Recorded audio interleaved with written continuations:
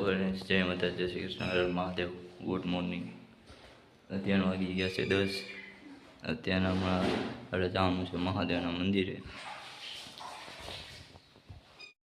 તો હું અત્યારના જાઉં છું મહાદેવના મંદિરે. તમને બધાને કરાવું મહાદેવના દર્શન.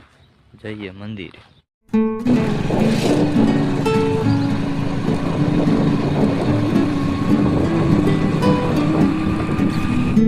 અત્યારે હું આવી ગયો છું મહાદેવના મંદિરે. આપણે કરીએ દર્શન. અત્યારે આપણે કરી લીધા મહાદેવના દર્શન. હવે નીકળશું ભાઈને તેડવા.